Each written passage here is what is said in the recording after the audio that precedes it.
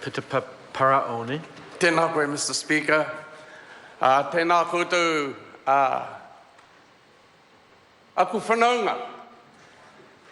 Tēnei au no te tai tokerau, maharana I te wā tuatahi ko tai mai koutou ki wainui ia mātou, wena taku karanga kia koutou aku whanaunga. Horekau mena he tuakana teina rānei, engari ko ta mea nui he whanaunga.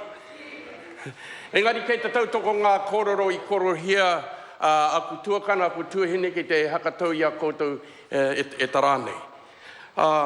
E te kaihaka wā, hei te tautoko ia mātou I roto Aotearoa tuatahi tēnei pire.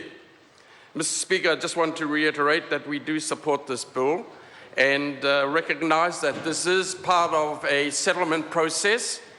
And I also want to say that it is the establishment of a committee comprised of iwi and members of council. It is a committee.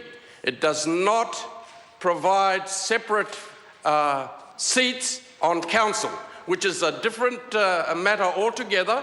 And the Minister of Maori Affairs did make reference to a former member of this House, the Honourable Mita Ririnui, when he introduced the, I think it was called the Eastern Bay of Plenty Regional Council bill, where it set aside 2 seats specifically for Māori.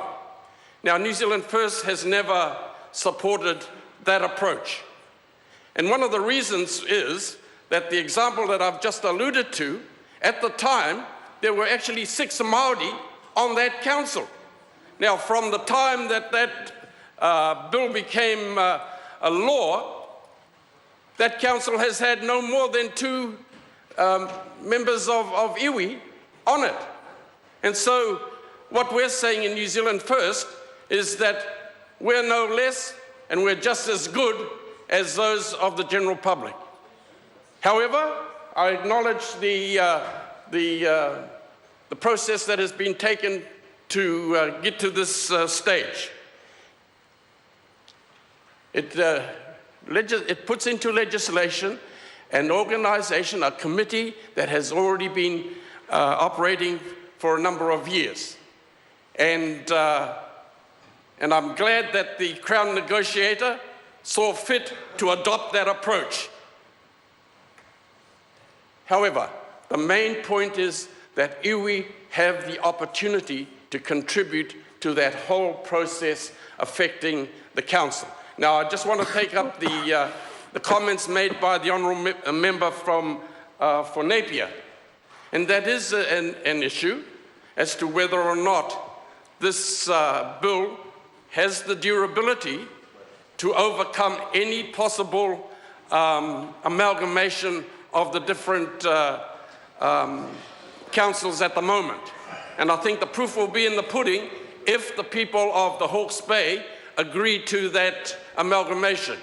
However, from the comments that I've heard when I visited the Hawke's Bay, people are certainly not in favour of it. However, time will tell whether or not that is going to be an issue. However, Mr. Speaker, I don't have too much to say other than to say that New Zealand First will certainly be supporting this bill because it gives the opportunity of iwi to participate in the process, albeit in a recommendatory process. So without further ado, I commend the bill to the House. Joanne Hayes. Tēnā koe. Ngā memo o Committee o Hawke's Bay Regional Planning